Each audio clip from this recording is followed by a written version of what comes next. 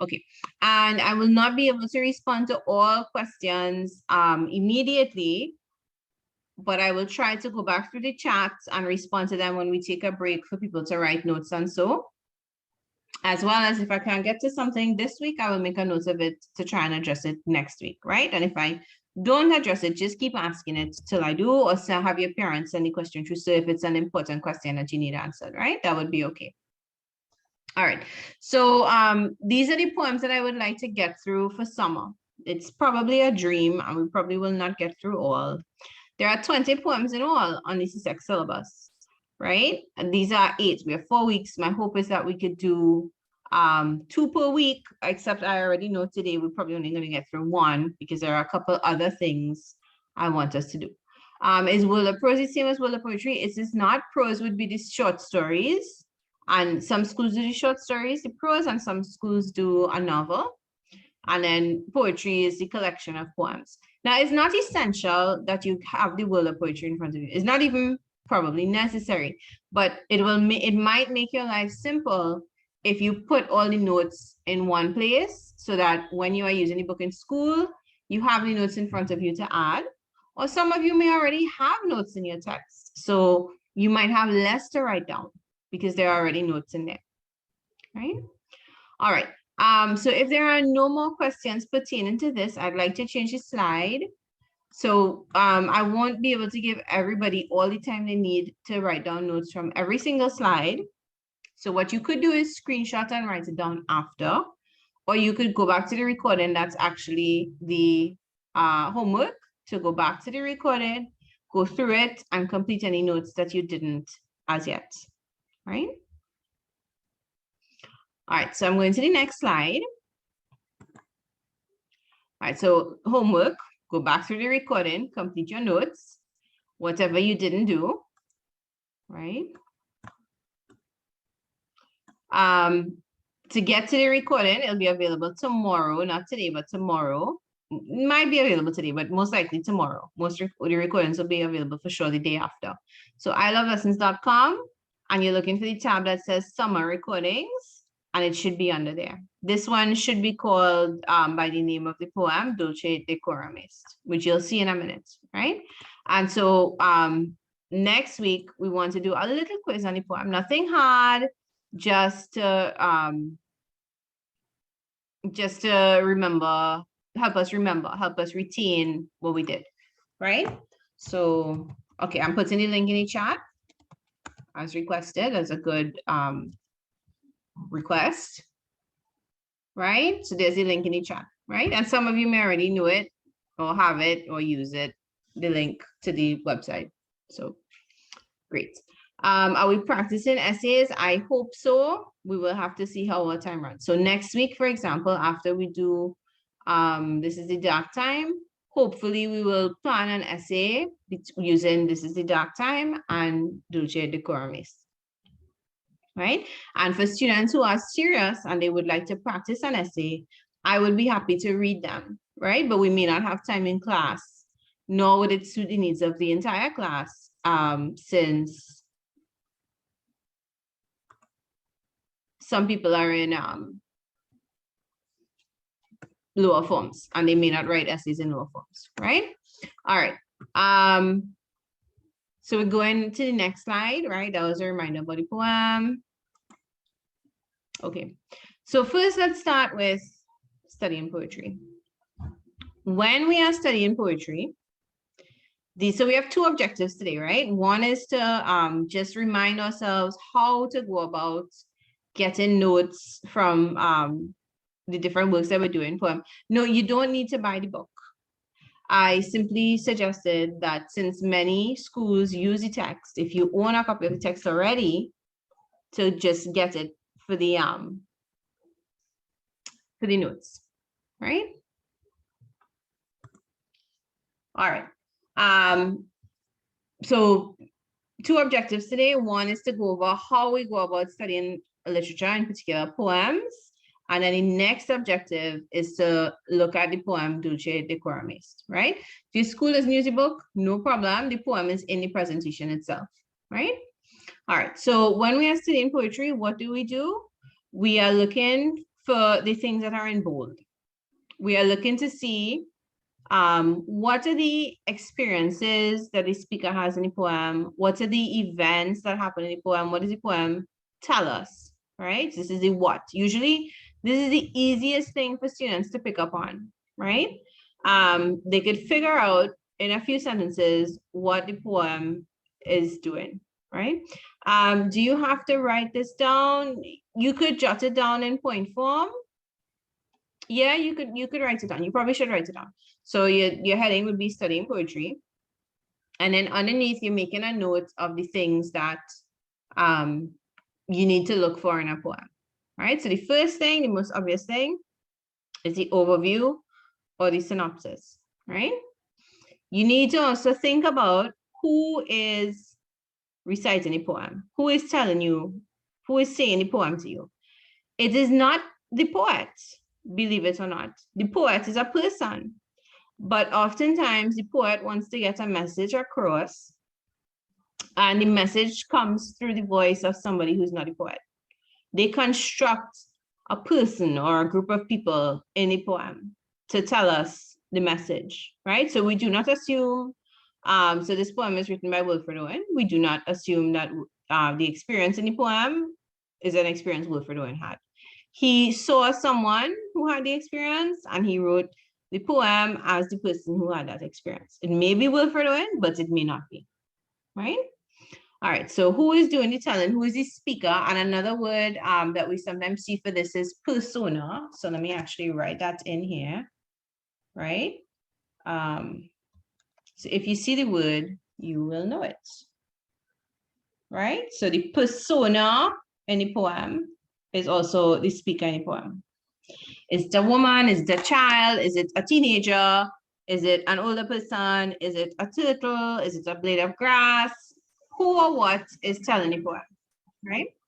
All right, so some ranges started on my end. I'm gonna speak louder. If you have trouble hearing me, let me know, right?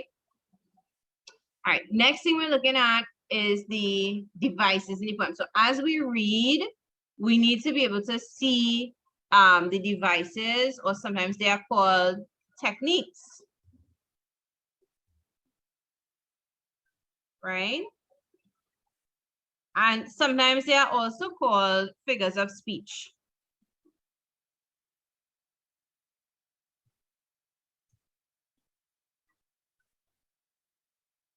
Right?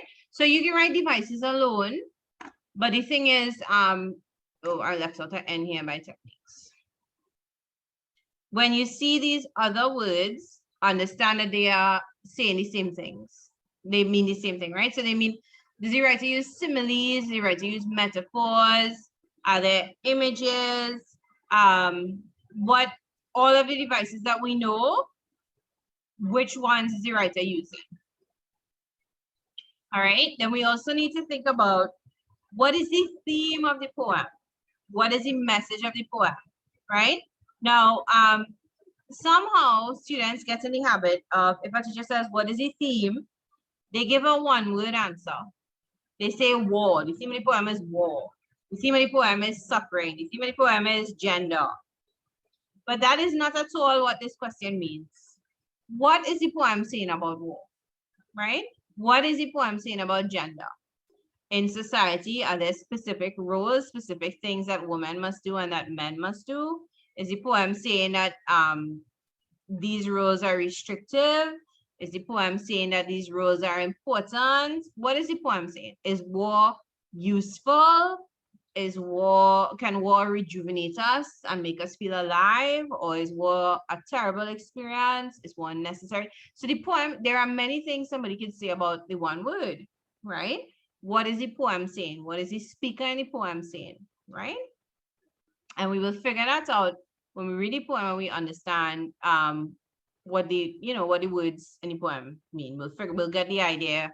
Okay, well, this is the message that is being sent, right? We'll have to do some interpretation. Okay, and then the last thing, tone, mood, imagery. So every poem will have these three things. So the tone is going to be the attitude of the speaker, right?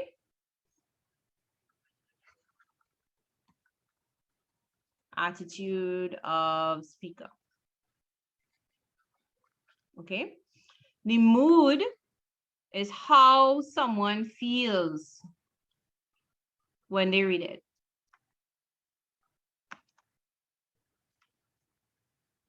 When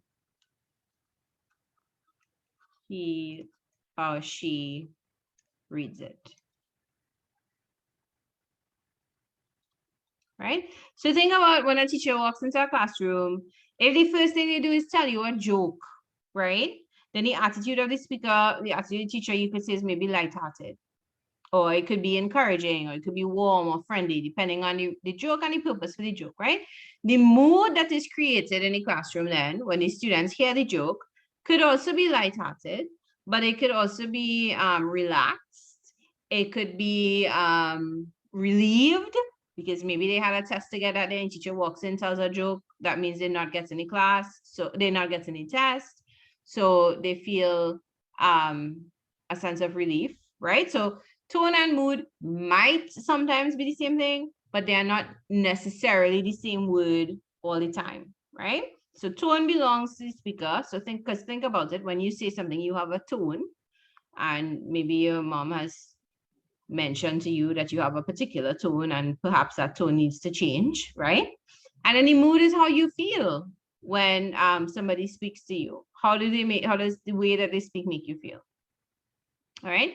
And then imagery. So imagery is a device, a literary device, or a technique, or a figure of speech, right? All poems have imagery. So if you are looking for a shortcut for what to learn from each poem, find two examples of imagery in each poem and memorize them, right? Each of the 20 poems and memorize them, right?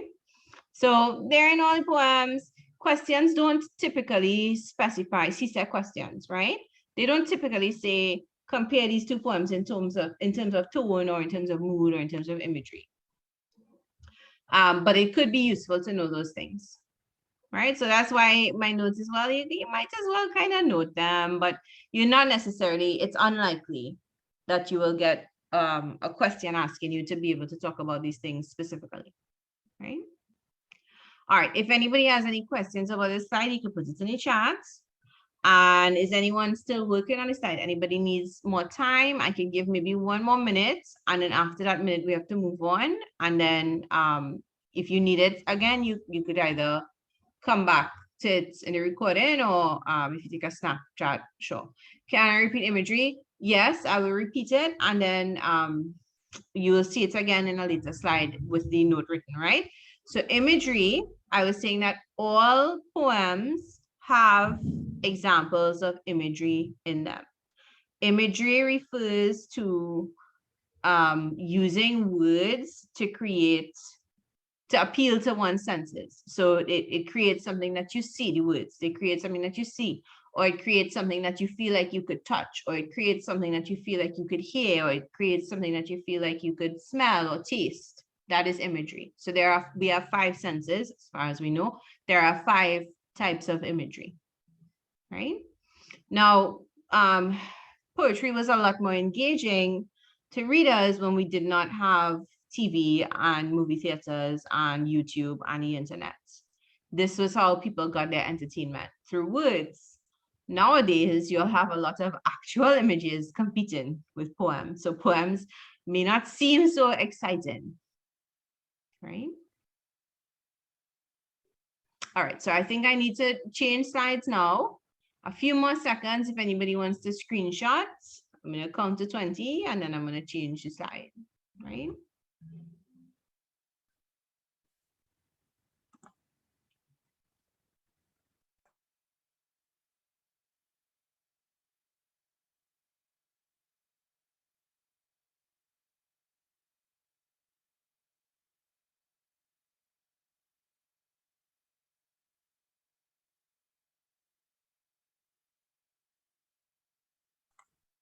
All right, a very interesting question in the chat, which is, can we make money off of selling poems?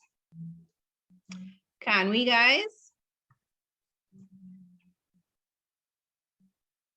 People do it all the time, you know. but we don't call them poets. What do we call them? Now there are still poets who make money as poets. They write, but it's a hard life, and one has to be talented. One has to have things to say. So I'm changing this slide now, right? One has to have things to say that everybody would want to hear. But when I said we call them by another name, what I was thinking of is, yeah, we call them artists, we call them singers and songwriters, right? Because songs are poems. If you love poems and you love to write a lot, then keep doing it.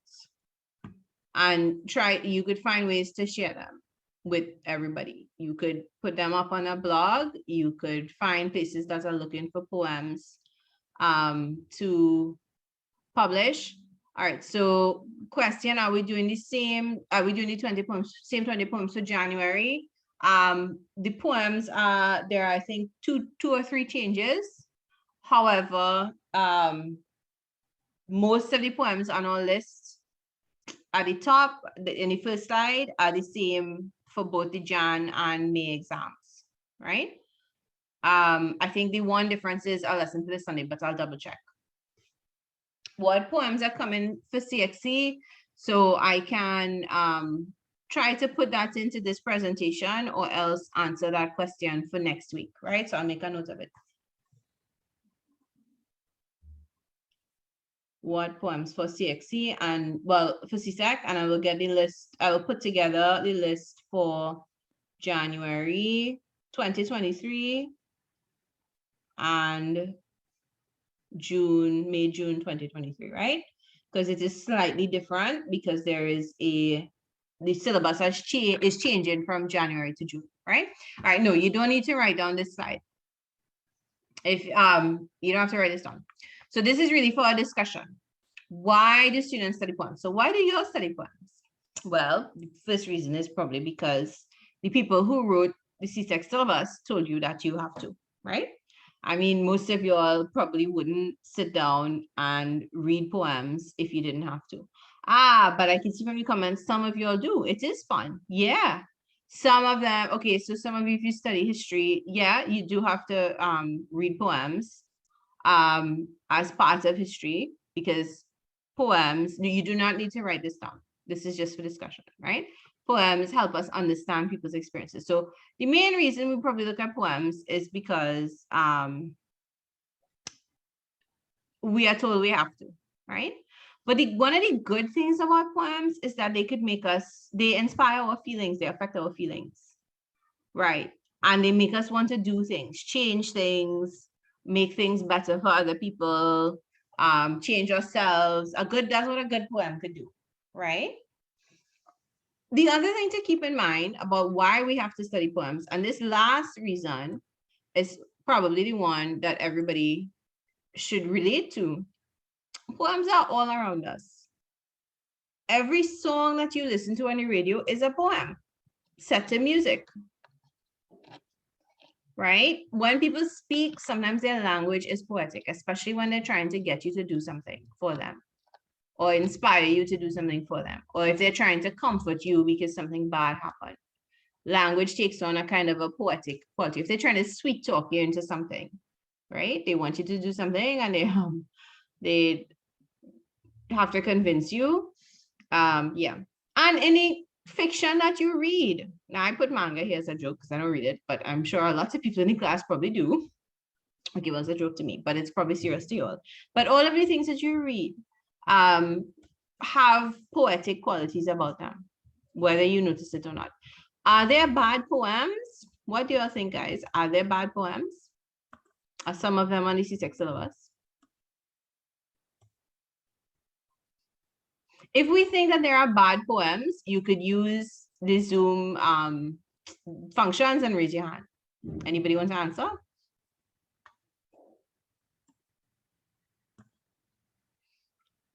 Okay, I have 2 hands up. Yeah, I think that there are some poems that are hard to understand. Only 2 brave souls willing to say, okay, 3 ransom in the chat. Right, it is your perspective. And yes, a very profound yes from one student. Yeah, I think that there are bad poems. Poems that are hard to understand. some that we just don't like, some that are irresponsible. Okay, a lot more hands are going up now. Yeah, there could be bad poems, but it comes down to what one student is saying, which is your perspective. Just like you might say there are some bad songs that are just terrible. Now, I know old people, we say that there are bad songs because they're different from what we're used to. All right, one person got one in test and they failed because it didn't make sense. Okay, yes, that could make the poem difficult. No, a student just asked if there's such a thing as a bad poem. It's really up to your opinion. If you were in a class that was writing poetry, the teacher might decide there are things that are bad. All right, so I'm switching the slide now, right? This was just for discussion. Now, and so what I want us to acknowledge with this slide is, yes, you are studying a group of poems that people who are out of touch with your lives have chosen for you, right? But besides that, there are also poems that crop up in your everyday life, and you should be aware of it. Yeah, when they're hard to interpret. Because if a poem is written today, you might be able to interpret it, but people from 50 years ago might not be able to interpret it, and people 50 years into the future might have a hard time interpreting it, or 100 years even, which is what happens with a lot of our poems. All right. Let's look at, okay, so our next slide. So one of the first device I want us to pay attention to in our discussion is this one called Enjambment. Now you don't need to write any question, but you could write on the word Enjambment, right? One of the things I think that makes poems a little harder is when poets use this device, Enjambment, right? So just know the word and then we're going into what it is. Does anyone know what it is? So I'm not sure if I still have hands raised because people were responding to the question before, or if they have a question. So if you do have a question, you can put it in the chat, right? I can't unmute because we are still strangers. We don't know each other. And I don't know if there are any trolls looking as yet in the list, right? So when we get to know each other better, maybe I could unmute that. All right. In the meantime, though, have we met this word before, Enjambment? What do you recognize in there? As good Trinidadian citizens, you should probably recognize the word jam, right? Because we like to use the word jam and not as the breakfast food. But, oh, wait, sorry, that went to one person. It was supposed to go to everyone, jam, right? Right.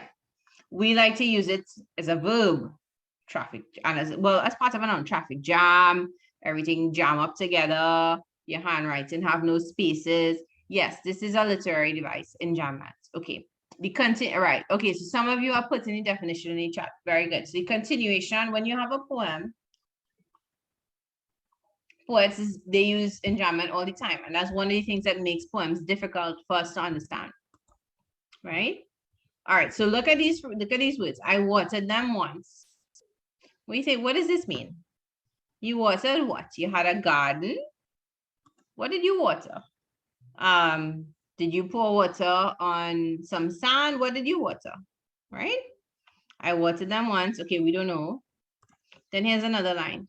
When the blossoms were full blown, okay, well, what happened next? Did I pick them? Did I have a bouquet? What does full blown mean exactly? Maybe the person means full grown. All right. Next time, like polished poems. What was like polished poems? What? We were talking about flowers and watering in a garden, and all of a sudden we have poems. What is going on? All right. So each group of words by itself is unclear. Correct. Yes. Now, if we put them together, though, look at this together now as one sentence. I watered them once when the blossoms were full blown like polished poems. All right, so the person watered some flowers and they were fully in bloom. That's probably what they meant. Oh, okay, and now they're comparing it to polished poems. So polished poems, so poems that have been polished. If you polish something, you make it shiny. The person made the poem shiny. They probably worked on it a lot, right? So now the sentence makes sense. I watered them once when the blossoms were full blown like polished poems. Okay, so she watered the flowers when they were in full bloom, And she's in her mind, the full bloom, the flowers when they're fully blooming are like poems that people worked on a lot. All right, so we can make sense of that. Now, enjambment in a poem is when you have the sentence, but the sentence is broken up into separate lines. So now this you could take down by your word enjambment as a definition. So in a poem, it's the continuation of a sentence from one line to the next without a punctuation mark. So the first 3 lines that we looked at are lines from a poem as they appear because the writer is using enjambment, right? If the writer had written it out as a sentence, we would understand it much more easily. So when we read a poem, to help us understand it, yes, we will read it as the poet has written it because they want us to read it that way to get some kind of effect, right? But we will also read it according to where the punctuation mark is. A second time, we will do that a second time. So the first time we'll get the effects, and then the next time we will read it to sort of understand the meaning, and we will do what this little tip is saying here in the corner. We will group the words according to the punctuation. If there's a comma, we pause by the comma. If there's a full stop, we pause by the full stop. And this is to help the poem make sense. Right? So to me, this is like the #1 tip. The #1 thing that students need to do when they reach a difficult poem. And that is, remember that you're not supposed to read the poem line by line to understand the meaning. You have to group the words in a sentence. So you can read it line by line and you get a feeling, oh, this is a happy poem, a sad poem, dramatic, not dramatic, whatever. But then you have to group the words according to the sentence to figure out what the poem is trying to say, right? All right, so remember we're taking down this definition next to the word enjambment, right? Did anyone recognize the lines from before? I wanted them once when the blossoms were in the full bloom blossoms, like Polish poems. Anybody recognize the poem that is from? Many of you should.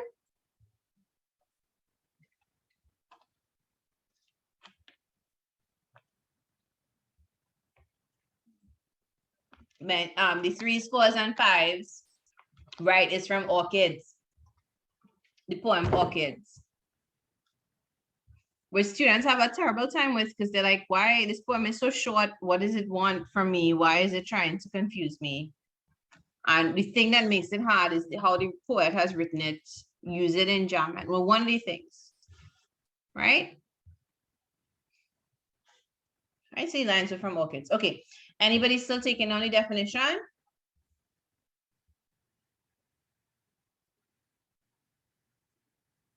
Okay, so many people are, go ahead, I'll wait.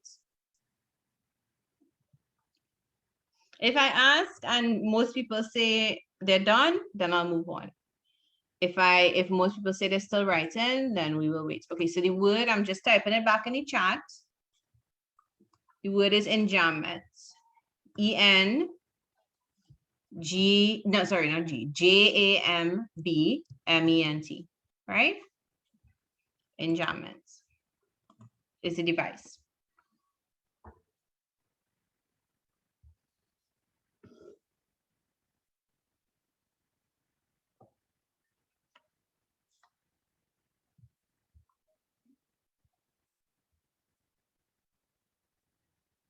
Who created this word? I don't know. I'm gonna guess somebody British, maybe like 100 or 200 years ago. You know, we could find out. That's just my theory because I always think of the original people who studied most of the work we studied as the British. I always think of them as which is not so far from the truth probably. But if we go to the dictionary, it would probably tell us when the word was created and which other words it came from. So we might get an idea of when and so on. Maybe not the person who created by name, but a French person did. Oh, okay, right. Because okay, the structure of the word does look French, and you know, English did take a lot of words from French. Okay, good. Okay, so some of you have looked this up, yeah. The French came to the British court and gave Britain a lot of its words, or Britain took a lot of words from it. Chaucer. Okay. All right. So I want to move on now to the next slide, right? So we're just going to look at one more poem to illustrate this enjambment thing and how it works, right? All right, so here's a definition that Alessandro puts in the chat. Enjambment is derived from the French phrase meaning to straddle something. So it has a foot in two places, right? As the sentence extends to the next line. So the sentence is peace in one line and peace in the next line. Or as in the one we looked at, peace in a third line, right? So don't let that stop you. Okay, so here's an example of a poem with quite a bit of enjambment. You all want to hear the poem read by the poet? It's a short poem. I think I have it here. All right, so the poet's name is Gwendolyn Brooks, and she has a little explanation beforehand for how she came up with this poem, which is interesting. So I think we could listen to it, right? We should at least have a little bit of fun in our lessons class. All right, so she will get to the poem towards, it's only 2 minutes. She'll get to it towards the end of the, so we just listen, right? So I'm gonna mute myself and you'll listen to her.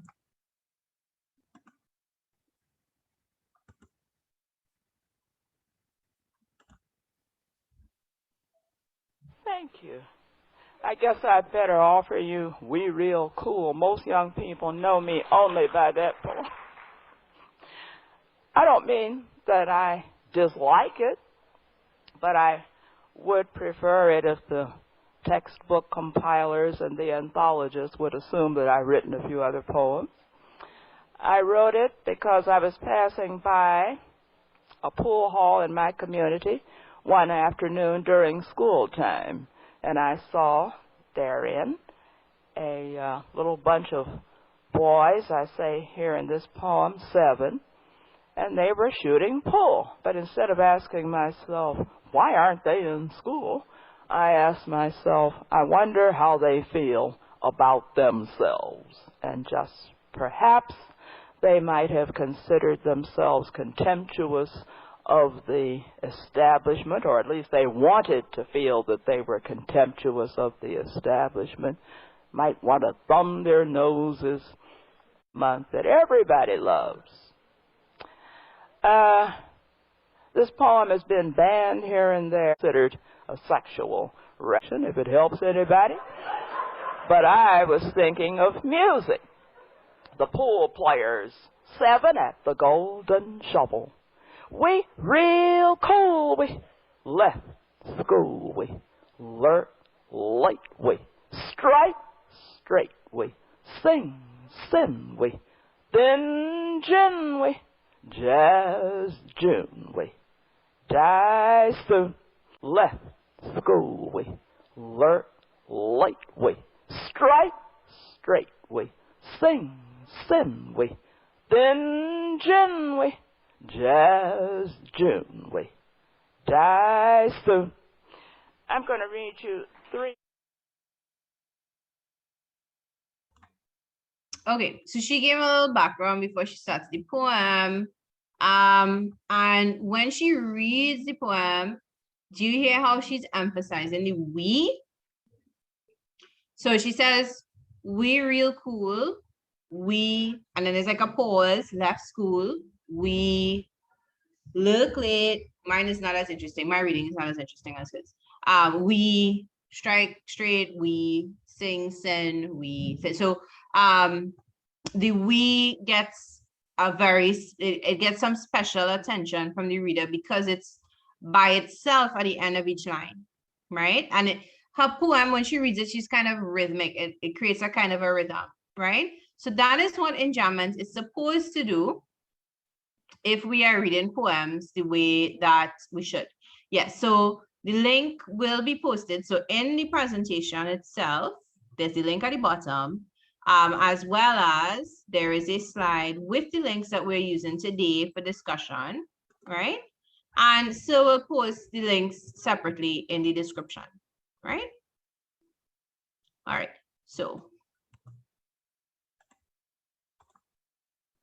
back to this. Okay, so enjambment will help create a rhythm in a poem, and it will help us also emphasize certain phrases, words, images. So it's emphasizing the we, right? So the fact that it's a group of boys who are at the Golden Shovel. Now, if we read it as sentences, we're real cool, we left school, we look late, we strike straight, we sing sen, we tenjin, we jazz june, we die soon, right? It makes more sense to us, but it doesn't have the same impact, right? So without enjambment, okay, so this you don't need to copy down. Again, we just want to understand the concept and see an example in action. And this is a fairly simple poem, so this is why I put it for us to look at for discussion, right? If you want to write it down when you get the presentation recording, you could go through that, right? Oh, sorry. Okay, let me go back. Yeah. So thanks, Kayla. Actually, Kayla is right. This thing on the right-hand side here, we should put this next to our note with enjambment, right? So enjambment helps to create. A better verb there than with would actually be create, right? So let me write that in, right? So it helps to create rhythm, and it helps to create emphasis of words, phrases, images, because you could see a picture in your head, right?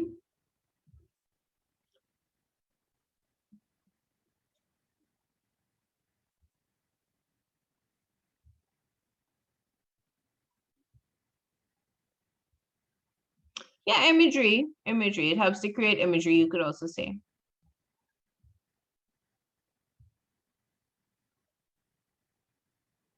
Right, but the point I'm making with number 2 is that it emphasizes certain images. So in the pool players poem, it's emphasizing we, it's emphasizing a group.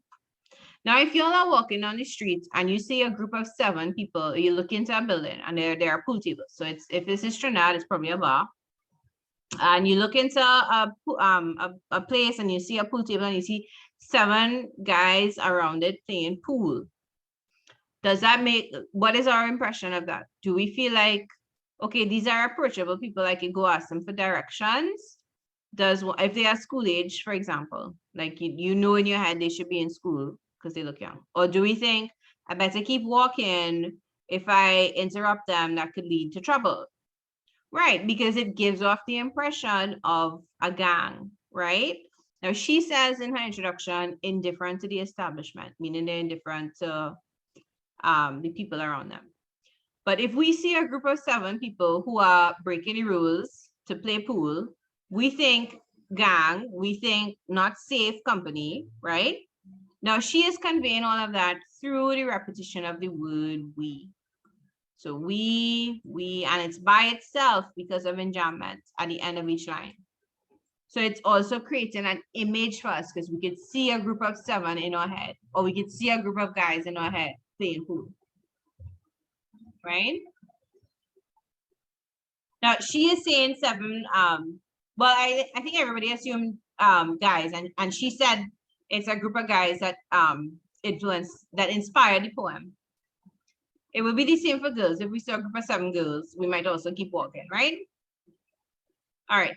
I want to move to the next slide now.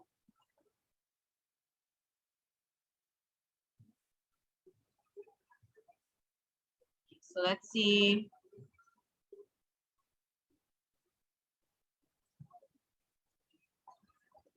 Okay. So here we are at the poem we're actually supposed to do today. And again, the rain has started by me. So if you have trouble hearing me, tell me, and I'll adjust my volume, my voice volume.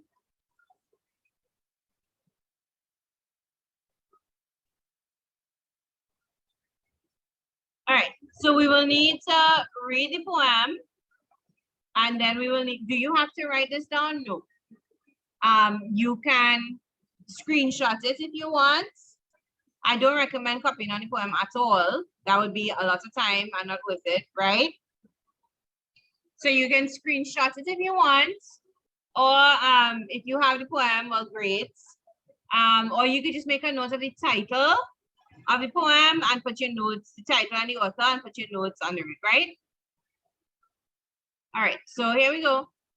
Bent double, like beggar, like old beggars under sacks, knock-kneed, coughing like hags, we cursed through sludge.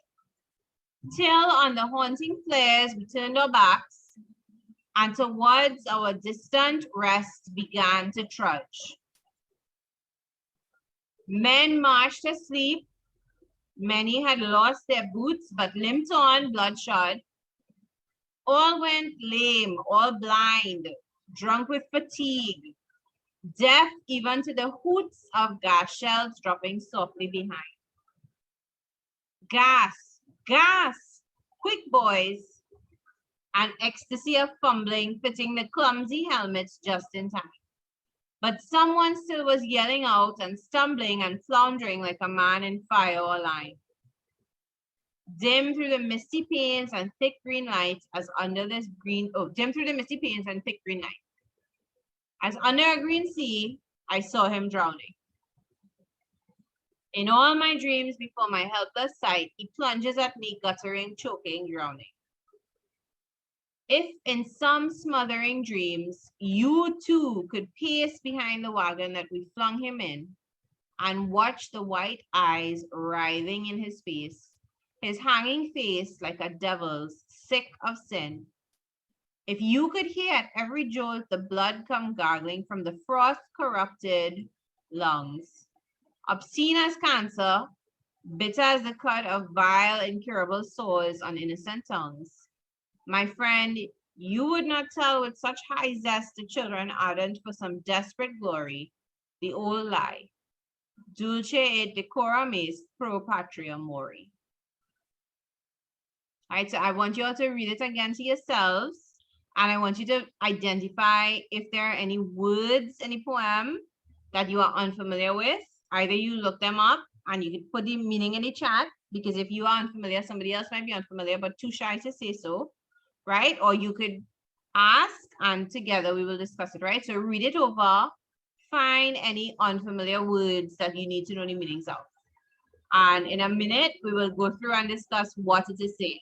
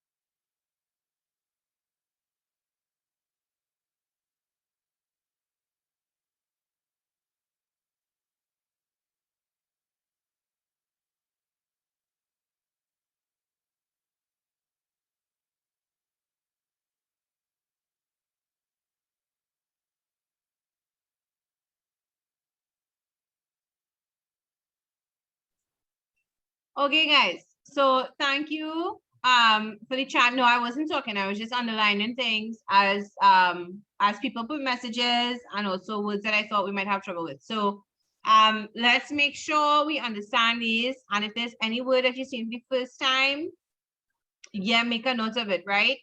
So again, your heading should be Dulce de Coramis by Wilfred Owen if you don't have a copy of the poem, because you might if you have World of Poetry, right? All right. So hags are typically really, really old women. Like, you know, the story of Hansel and Gretel, the witch that kidnaps them, she would be a hag.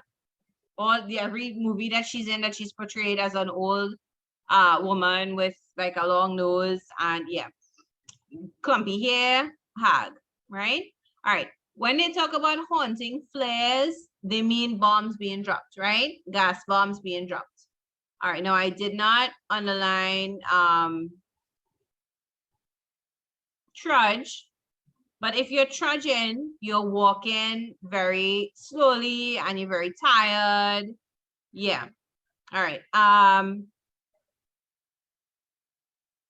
Gas shells. Now, some of you have a slightly different line. You have 5 9s, which is again the bomb, the gas bomb being dropped, right?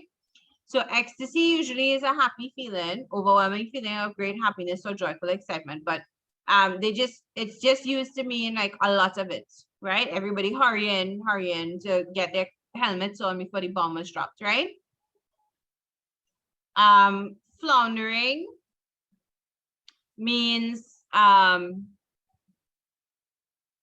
flailing around. Like if you picture a fish when you take it out of water, how it kind of beats up. So picture somebody on fire and what might happen to them, right? So this is how the person was moving, right? You're only writing down the words that you might not know the meanings of, guys, right? Different color, yeah, okay, so this is just a highlight. I'm going to erase it. I'm not writing any meanings. I'm just going through and discussing phrases that people had trouble with, right? Okay, so smothering dreams. Have you ever had a dream where you felt as though you couldn't breathe, or you couldn't move, or you know, you were distressed? I feel like that is what the poet is getting at, right? Because his memory of what happened is so distressing that when he has these dreams, this is how he remembers it. He feels like he can't breathe. He feels smothered, stifled, like a pillow is over his head, right? Yeah, they're nightmares to him. Okay, so pace, that they're walking behind the wagon, right? Writhing, so his white eyes writhing in his face, so rolling up, moving up and down, back and forth, looking as though they're going to the back of his head, maybe frost corrupted. So it's as though he has liquid in his lungs, because his lungs himself from the gas are probably liquefying, right? This is not a happy description at all. This is not a peaceful way to die, right? Now here is this phrase that that's always a little troublesome to understand. Bitter as a cud, sorry, I'm crossing out things by accident here, of vile, incurable sores on innocent tongues. So we talk about cows chewing their cud. You know, like they eat grass and then they're always chewing. They're chewing, it's like something that the grass that they swallow and then they regurgitate and then they chew it again. It's a little gross, so sorry about that. But that is what the cud is, right? But it's the idea of something in your mouth that you don't swallow, that just stays there. Yeah. So yes, again, instead of gas shells, some books have 5 9s, which is another way to refer to the type of bomb being dropped, right? Okay, ardent means eager, right? And then dulce decorum is, I'm going to write the meaning here. This is the last 2 lines, right? So somewhere we need to make sure we have this noted. What does hoot mean? So the hoot is just the sound that the gas shell, the bomb is making as it drops. Up here, hoots, right? All right. So dulce decorum is, so I'm looking at the last 2 lines now. How, wait, let me take off the how, sorry.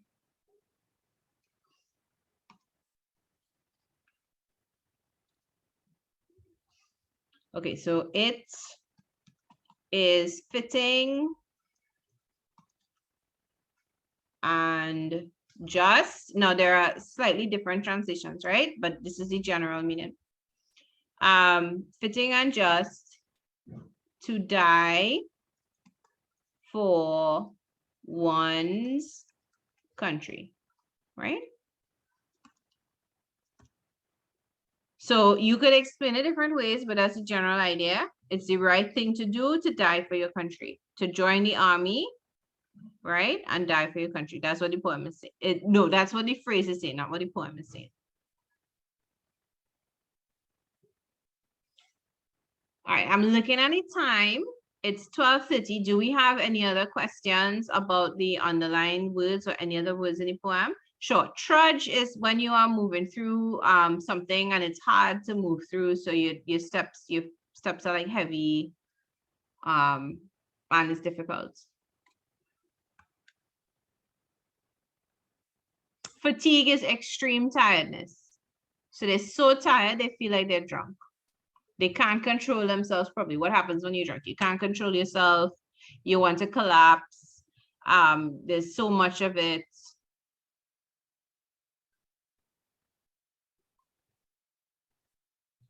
Okay, so knock-kneed. All right. Remember that they are carrying, picture a soldier and the gear that they have to carry to war. So the poem says they are bent over under sacks. That's all the gear they have to carry as soldiers, right? So the stuff is so heavy that it's basically making their knees knock together, right? Writhing, so his eyes are rolling up. They can't stay focused. They turn from side to side. He's not in control of them. Bloodshot. Okay, this is a good question. This is so you see this. Oh, we changed just a second. The slide changed. I changed the slide accidentally. Hold on. Right. So the phrase here, bloodshot. Right. They've lost their shoes. So many had lost their boots, but limped on. So instead of shoes, they now have blood on their feet. All right. So I'm just making sure that we understand words and phrases. We still have to go through the poem as a whole and say what the different lines mean, right? Okay, but it's 1:30. So if we want to take a break, now would be a good time, right? All right, so let's take a few minutes. Let's take about 5 minutes, 3 to 5 minutes, right? I want to change the slide though. I want to go to the summary of the poem because some people will want to write that down. So while we are on break, I'm going to change the slides. I'm going to erase these markings, right? So 5 minutes. So it's 12:32 by my time. So at 12:33 now. So at 12:38, we will start back our discussion, right? So I'm going, but in the meantime, I'm going to go to okay, the computer apparently also needs a break, right? In the meantime, I'm going to go to the slide with the summary. See, class is going to go until 1:30, right? If we finish before, we could stop a little bit before. So if anyone is not taking a break or they're taking a shorter break, yeah, I'm not closing the meeting. You don't have to log out. If anybody needs to use the washroom or get something to eat or just take a quick walk and come back, they could do that, right? So this is our summary for the poem. So if you do not need to take a break, you can start making your notes for the summary for the poem, which is right here, right? And when we come back, we will actually discuss this, right? I'm seeing that I accidentally deleted some words here. It should be the speaker and other soldiers carry sacks, right?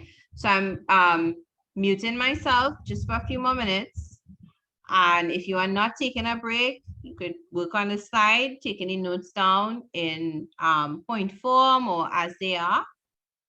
And if you are taking a break, when you come back, you could screenshot it. We will discuss what is happening in the poem, and you'll get a couple more minutes to go through this if you like.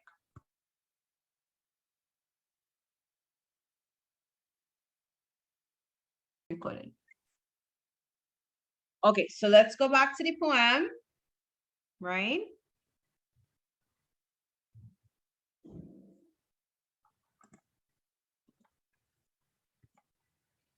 All right. So we're looking at, and we're using what we just talked about with enjambment, right? Okay. Bent double like old beggars under sacks, knock-kneed, coughing like hags, we curse through sludge. All right, so let's look at this first group of words here, right? Excuse me. All right. So the soldiers, this is a poem about war, right? And so the soldiers are bent over. Like if one were a beggar and one was carrying a heavy bag with all of one's possessions, then this is what the soldiers look like, because you're doubled over because your bag is so heavy, right? You know, I'm sure y'all have seen primary school children carrying a book bag that is bigger than them, and they kind of lean over. Well, this is a little more exaggerated, right? Coughing like hags, we curse through such. Now look at the associations the writer is making for the soldiers. He's comparing them, he's associating them with beggars, he's associating them with hags. So these are not positive images. These are images that make us sad or images that make us worried, right? So being a soldier is not a noble thing. It's a scary thing. They are also sick because they're coughing. They are young people. And so to compare them to old women hags, that is a problem. War is aging them, right? War is deforming their body. It's making them knock-kneed. It's making their knees knock together. Now, some of us are knock-kneed anyway. But this is meant to say that it's deforming their body, right? We curse through sludge. So sludge is like a really thick, disgusting kind of mud. So the environment that they're in is not a healthy one, it's not a pretty one. We cursed through sludge. So I always kind of read this as coursed, meaning like they COURSED, they're making their way through this muddy area. But they're probably cursing because they're so frustrated and stressed out and feeling sick and so on. And it's a male environment, so they're cursing. It's only men, and it's a very harsh environment. People are going to curse. Right, so then we come to the next group of words. Till on the haunting flares we turned our backs, and towards our distant rest began to trudge. So the bombs are still dropping, right? That's what the haunting flares are. They are bombs.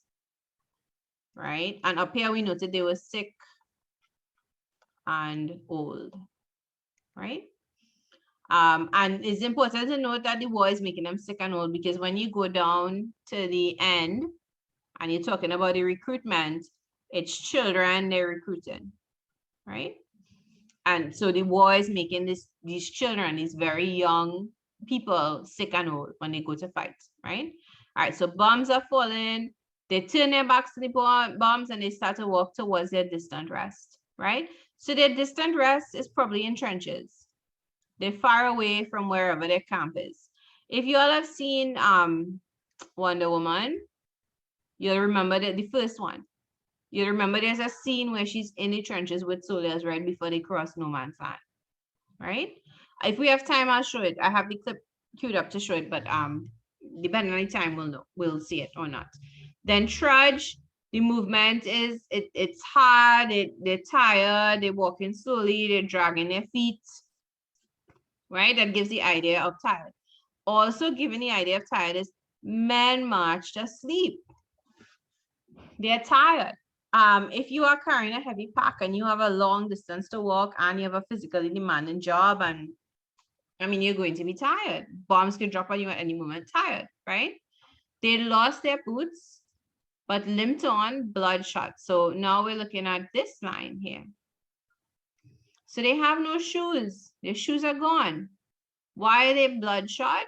Shod meaning shoed, S-H-O-E-D. Now they have blood for shoes, right? So their feet are bleeding. That's what bloodshot is telling us, right? Bleeding feet. And then it says lame. So they can't walk properly. Some people can't walk properly, and blind. They've lost sight. Now that could mean that they're just so tired they can't walk properly and they're blind. Or it could mean that the gas has damaged them to an extent that they can't see, right? Drunk with fatigue, right? So these lines are telling us tired, right? They're bleeding, not even from a gunshot wound, but just from the harshness of what they have to do. They're blind, right? Gas shells dropping. So deaf even to the hoots. Yeah, they're so tired they can't open their eyes. Yes, that could be it too, right? Then we have this. Okay, so we have this line. This is how we group the line to make sense of it. Now we have here deaf even to the hoots of gas shells dropping softly behind. So and some people have 5 9s because that's the name of the bomb being dropped here, right? So they can't even hear the bombs being dropped because they're so tired. All right, so this first stanza is just describing their situation in war and how terrible it is. Does this sound, anybody, does this sound like a place you want to go, a situation you want to be caught up in?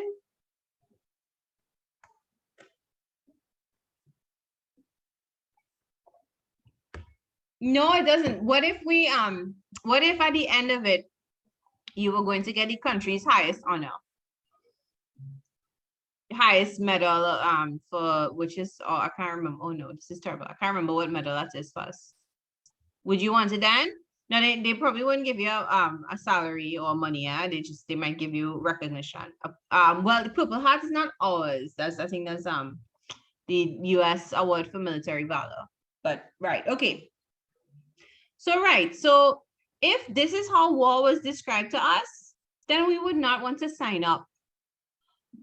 But again, this speaks to the last verse where war is described to people as, you know, dulce decorum is pro patria mori. That means it is right and sweet and just for you to die. It's the right thing for you to do, to go and defend your country. The Trinity Cross, yes, thanks, Gita.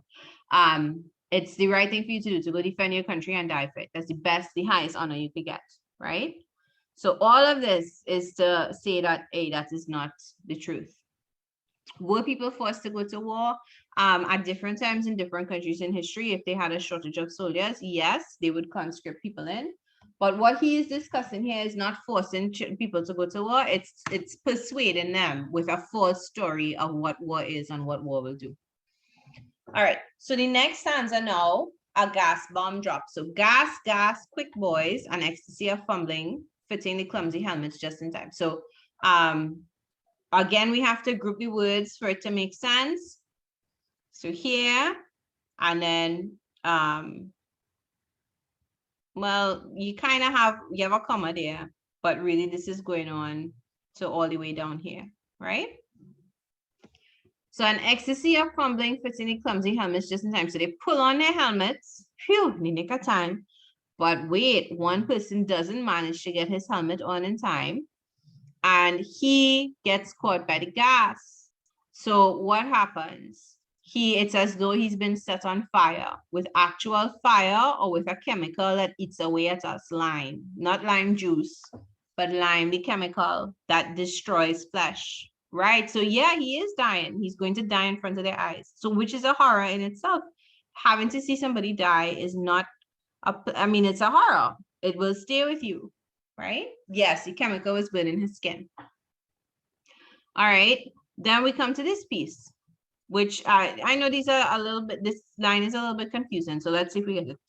Dim through the misty panes and thick green light, as under a green sea, I see him drowning. So panes we think of as window panes, right? Remember, he just put on a mask. So the mask is not like a window that he could look through, but the glass for the eyes part is thick and it probably has a greenish tint. So it's as though he's looking at the person through a cloudy greenish window, right? And it's as though he compares it to being under a green sea. So it looks to him then as though the person is drowning. So up above, it was as though the person was on fire, and then they had a physical fire and they had a chemical fire. And now it looks as though the person is drowning. So the poet has managed to put all these different ways of a horrible death into the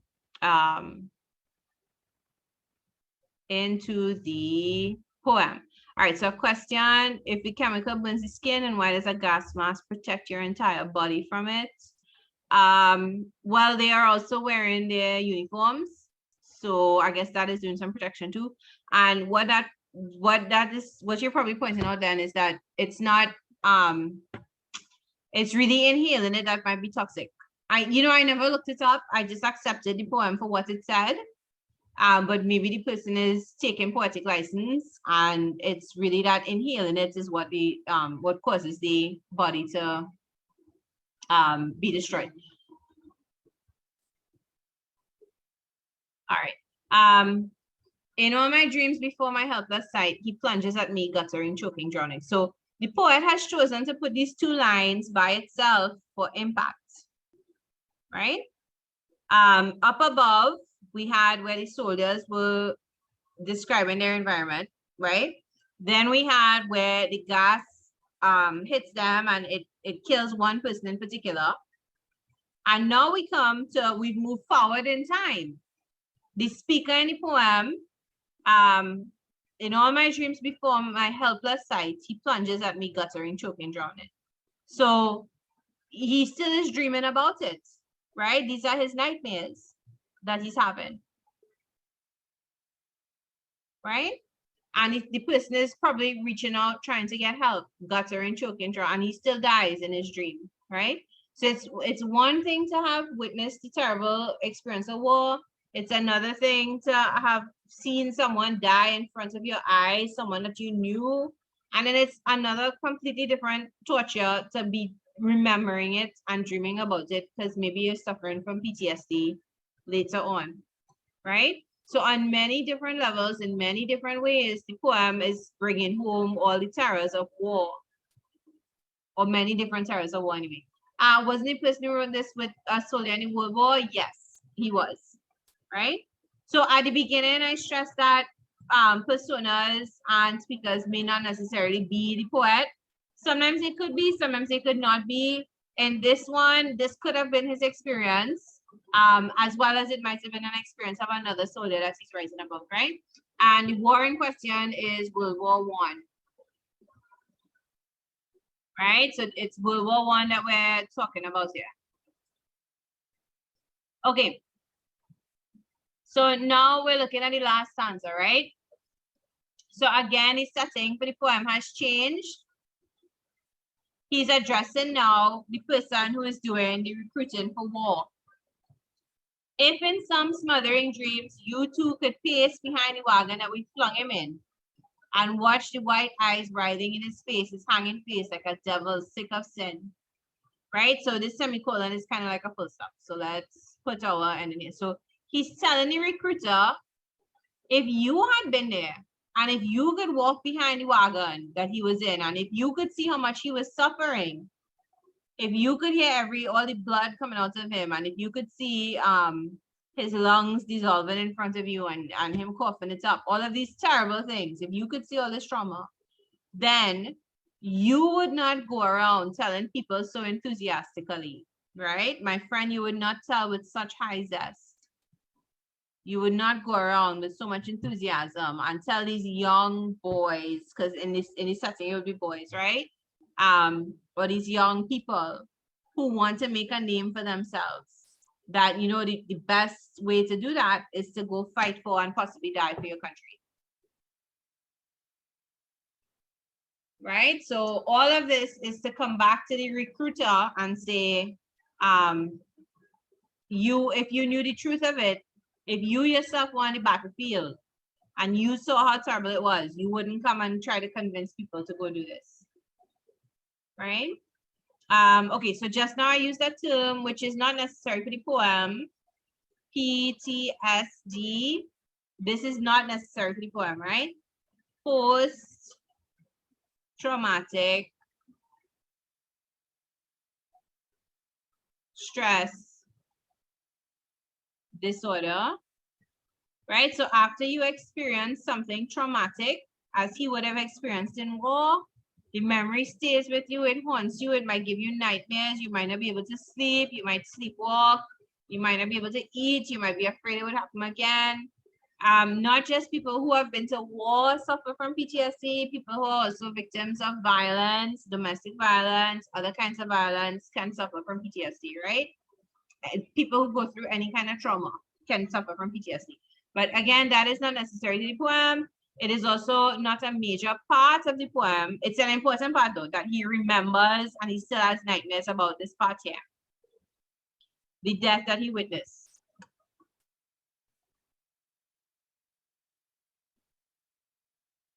All right, so I would like to change slides. I'm leaving this up for a minute again, in case anybody is taking any notes. If anybody wants me to repeat anything, you could let me know and I'll go back to it, right? Yes, things could happen that would trigger a PTSD memory or episode or so on. Can someone suffer from PTSD without being hurt, without being physically hurt? Yes. I mean, like emotional trauma is a thing. People could hurt you emotionally and you could suffer from PTSD because of it, right? The idea is a trauma.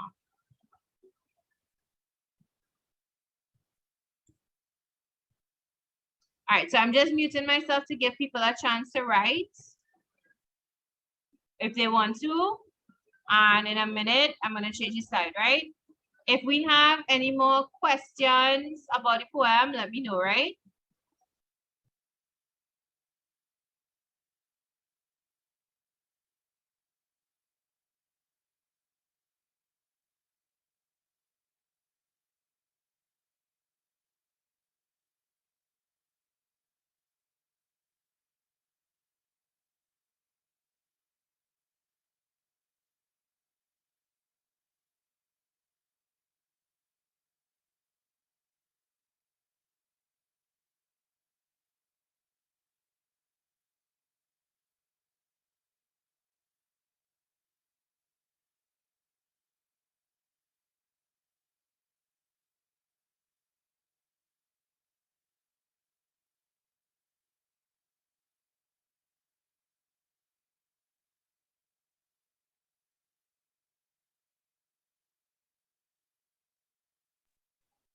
All right, guys, so I want to change the slide now.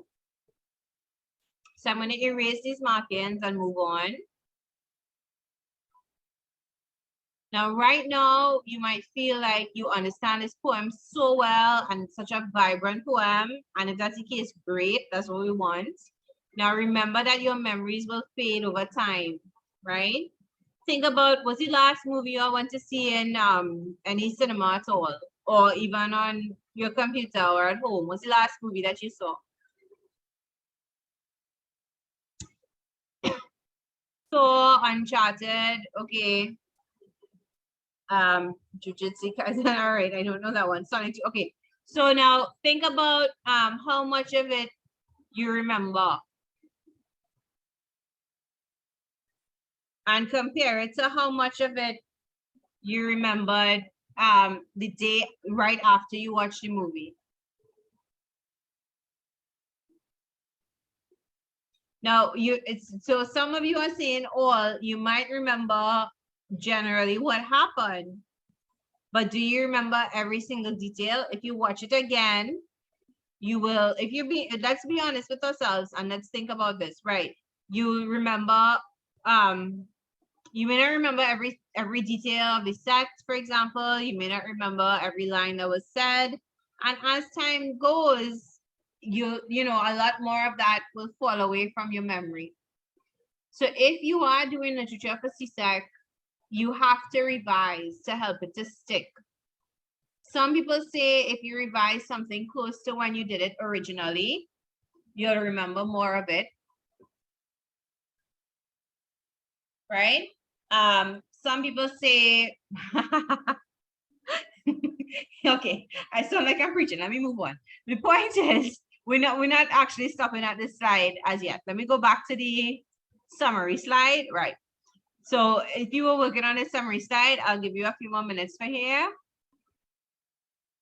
Now the lines, it's not so 1 to 8 is up here, then 9 to 16, then 17 to 18, and back to 21 to 30, right? So it goes anti-clockwise.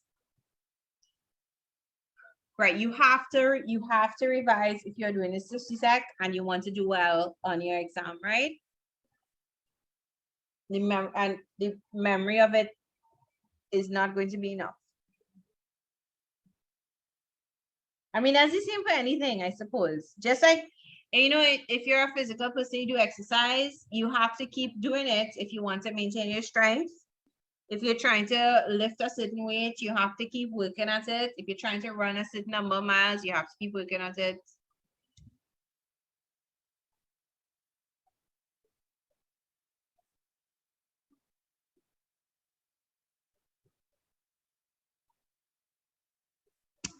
If you're okay, so I'm seeing a couple questions about writing the exam. Literature is an exam you can write independently, right? It's not like physics, chem, bio, where you need a lab. Literature you can write on your own. If you're not doing it in school, you could take the tuition independently and write it privately, right? You would have to sign up as a private candidate. In terms of signing up, I believe the deadlines, the private candidate deadlines for January and May, June for next year are gone already.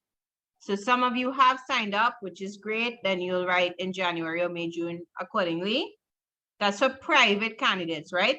Schools will be signing up their students come September, October. I believe the May, June deadline has gone. If that is wrong, somebody could tell me. But some of you would know because some of you would be signed up for May, June privately already. Do you have to take down the overview? If you are doing literature for forms 4 and 5, you should have a copy of this overview in your notes, right? The TND, it really should be the speaker and other soldiers, right?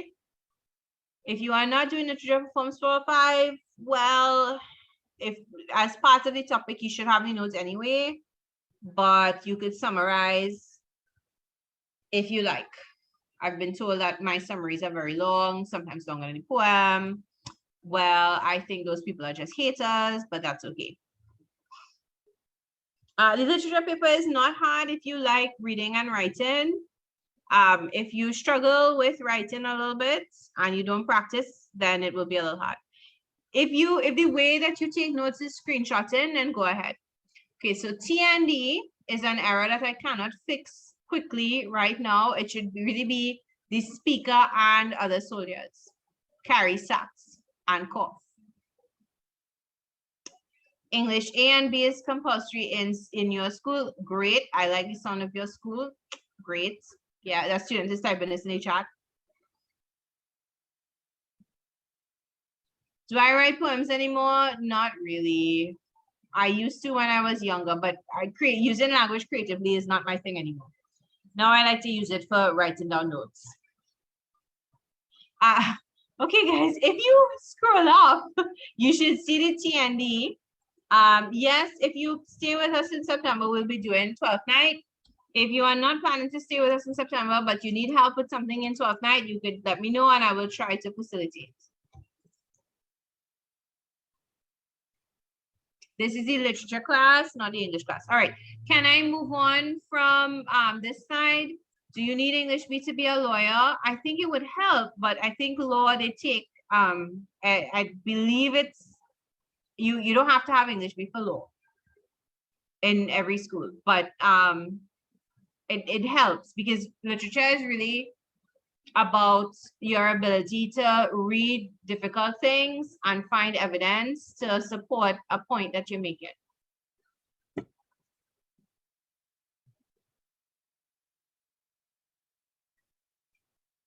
All right, can I move on from this slide? Is anybody still working and they need some more time? Okay, so I'm going to move on. Thanks, guys. I'm going to go not to the devices, but to the themes. Right, and we'll go back to the devices afterwards. All right, so the major themes in Dulce or Dulce, they are, I have picked out war, I have picked out patriotism, and I have picked out appearance versus reality. If you see any other themes in the poem, and really this is like thematic topics, and then we go into details about them, right? Then you could let me know. All right, so if we are talking about a theme, once we have the major ideas war, patriotism, or appearance versus reality, then we need to see what the poem is saying about it, right? So here is a picture of some soldiers helping someone who has fallen on a battlefield. So you see how this field looks really unappealing, very muddy, completely, there's no life on it. It looks like just mud and gray and dark. And you see how these people, well, their packs are kind of small. In the poem, the packs are much heavier for them to carry, right? But this is the kind of landscape you might see for World War I. You would also see a lot of trenches. Attitude towards physical environment, not exactly. Sorry, I'm not laughing at, I'm laughing at something else somebody said about, if you're watching a particular show, you need to keep a pack of tissues. All right. I don't know about attitude towards physical environment, but physical environment, possibly. And you could talk about the landscape of war, right? Human suffering, yes, that could definitely be a theme. I'm not sure we have enough for oppression. Man versus himself, maybe. Okay, so a person with a conflict, maybe, yeah.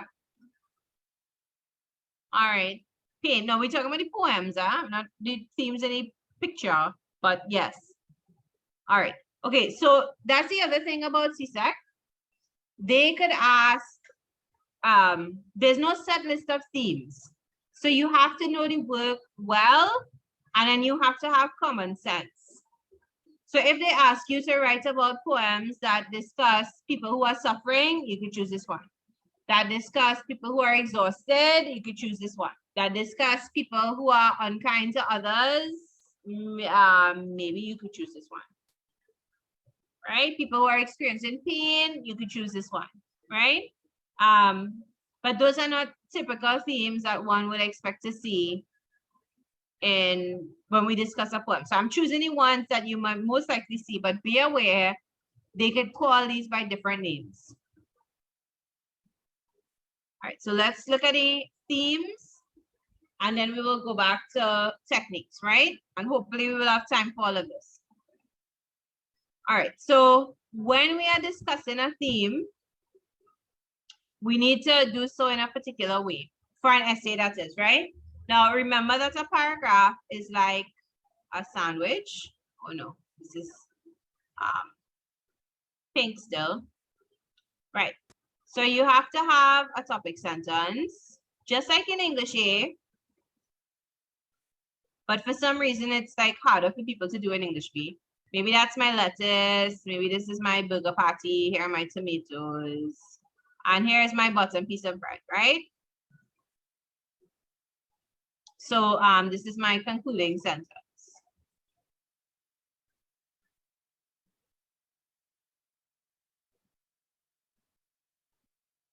Right, and in the middle are all the details. Right, so in English B, when you are writing a paragraph in an essay, you still need to have, you still need to think about the sandwich for the paragraph, right? Just like in English. So when we are discussing a theme, so let's say you have to write a theme, a paragraph on a particular theme. First thing you do is here, say a point about the theme. So earlier I would have said, you know, it's not enough to say that the poem is about war, right? So we would want to say, what is the poem saying about war? Well, the poem is saying that glorifying war or romanticizing war or pretending that war is when one loves one's country, one is willing to die for it, is wrong, right?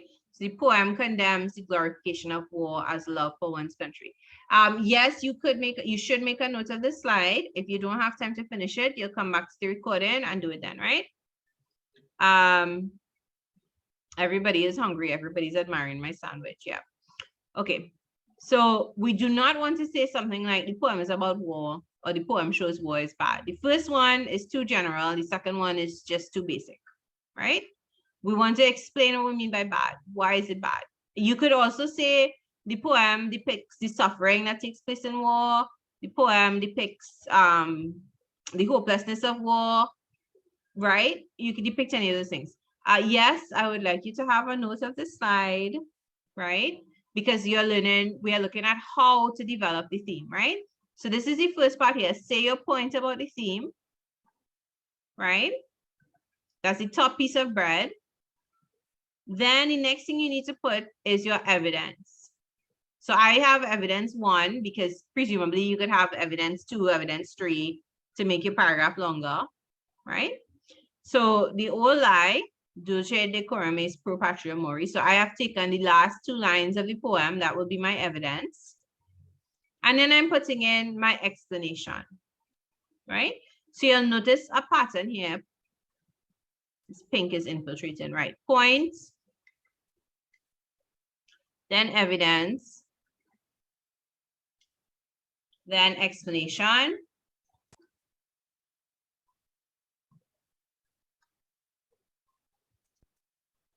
right? And then point again.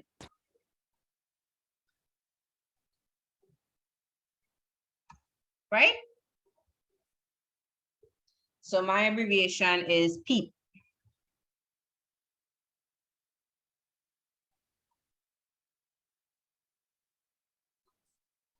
So you say your point about what the poem is saying about the theme. You give your evidence for why you think that.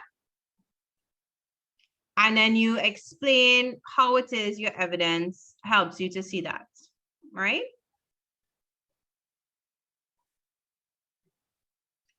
If you were writing an essay, yes, at the beginning in the introduction, you put in a thesis statement, right? But we are just looking at how to develop a thematic paragraph right now, right? The teacher will say, write a paragraph on the theme of the supernatural and the mirror, and you're like, a whole paragraph? Okay, well, the mirror is a supernatural being that talks to people or has thoughts and feelings. And then you sit there and you're like, well, I'm done. I don't know what else to say. All right, so this is how we do it. We say the point, we give the evidence, a line from the poem, or if we're in the exam, we can't remember a line from the poem, we could paraphrase it. So if you can't remember or you refuse to learn how to spell these lines, these words, you remember the loose translation. You remember that the speaker says that the old saying is a lie, it's untrue. It's unfair to say that it's sweet and just to die for one's country, right? All right, so that is our evidence. Then we come to explanation. We have to explain the evidence we've given. The speaker quotes this Latin expression, which means that it is sweet and just. I think that some books have fair and just. I have not put this in quotation marks. It's just to give the examiner an idea or the teacher an idea that I know what the thing means, right? Well, however your teacher translates it with you, you use it, or however it's translated in your text, you could use that too, right? So it is sweet and just to die for one's country. It represents the old idea that it's one's patriotic duty and it's honorable to die in war.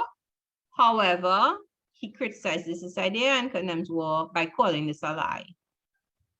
So I've explained why my evidence is actually supporting, or how my evidence is actually supporting the idea that war is bad. The poet is saying war is bad. Not the poet, sorry, the poem is saying war is bad, right? Now, after I've explained that, I need to put the bottom piece of bread in the sandwich. I need to say back the first point I said, the main point I said. Thus, the poem highlights the hypocrisy of war, right? So in a sandwich, if you bite into a burger bun, like you're eating a veggie burger or a chicken burger or some other kind of burger, and the top piece of the sandwich is burger bread, then you expect the bottom piece of the sandwich to be the other half of the burger bread. You don't expect it to be kiss sandwich loaf. You don't expect it to be a hot dog bread, right?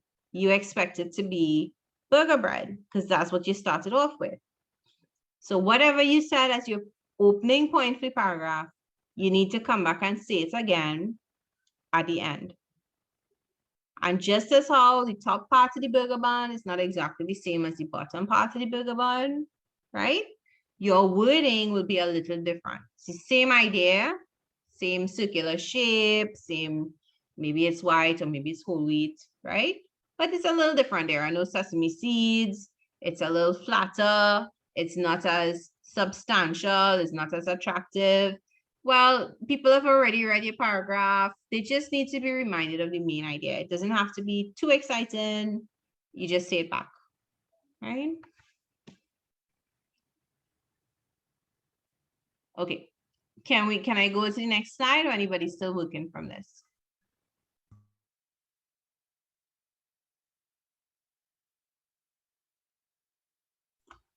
The recording is for you to look back at before the next class, but when you have some time, and it will not be available probably until tomorrow, right? All right. So most people are saying we could go ahead. I'm realizing fewer and fewer people are responding. Is that because we're getting hungrier and hungrier and we have less energy? All right, so take a screenshot if you need to, and in a few seconds, I'm just going to go to the next one, and we will start to wrap up the conversation. Right? We'll go back through what we have to do for homework, and we'll try and finish a few minutes early at least. All right, so the next slide is just the whole paragraph put together. Right? So I don't think you necessarily need to write this down, but I do want to point out one thing, one difference, right? Okay, so this is the whole paragraph put together, which you would have had just now, right? The poem condemns the glorification of who has love for one's country. The final two lines, the speaker mentions, so, and here is the quote, right? Olae dulce decorum est pro patria mori. So one difference is when I'm writing the paragraph, I have to try and introduce the quote. The quote has to be in a sentence. The quote is not a legal adult. The quote cannot be out in public unaccompanied, right? The quote has to have a guardian, a parent, or guardian with it.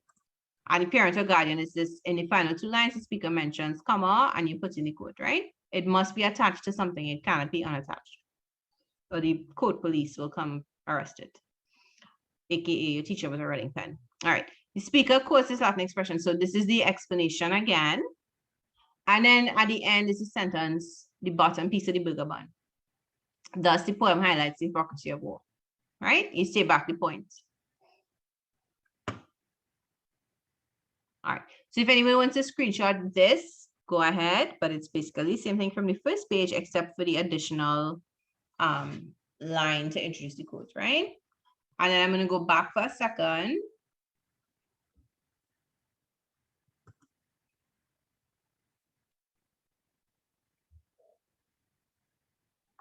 Right, so somebody wants to screenshot this, so you can go ahead.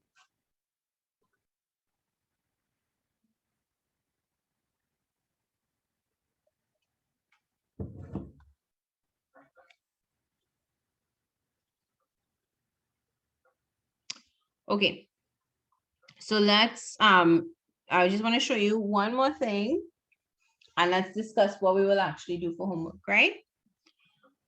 So we have 10 minutes left, and I don't want to squash this into 10 minutes. But this is the discussion of the points for the themes in the poem, right? So we have war, we have patriotism. So for homework, what you could probably do is take down the notes on this slide, right?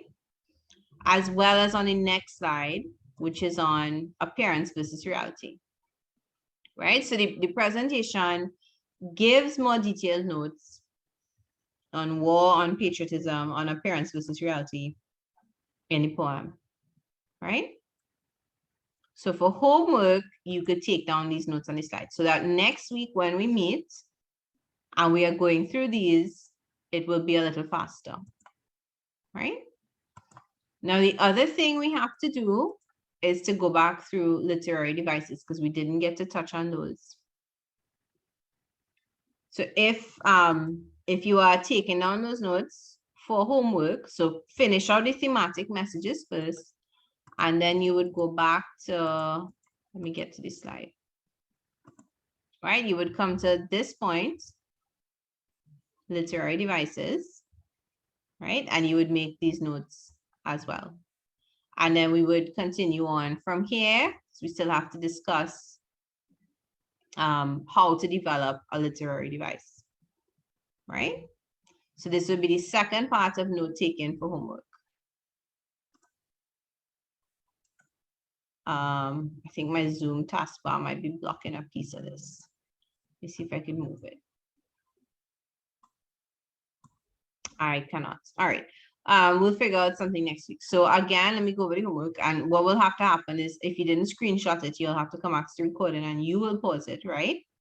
This will be the last slide that you're taking down. So and then you're also going to try to note the points for the theme. So war, patriotism, and then the next slide. So you would pause it here, make your notes.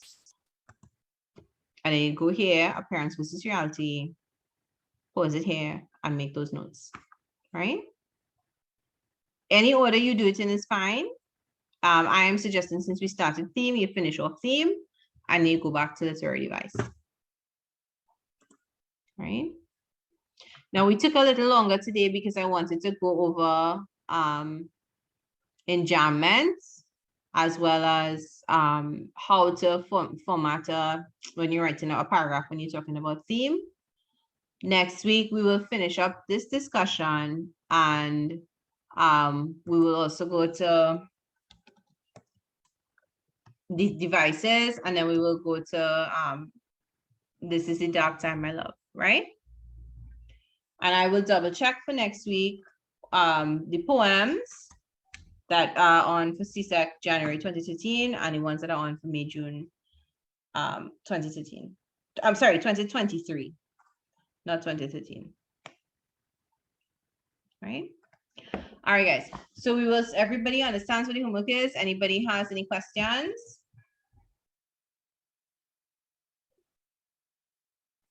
Okay.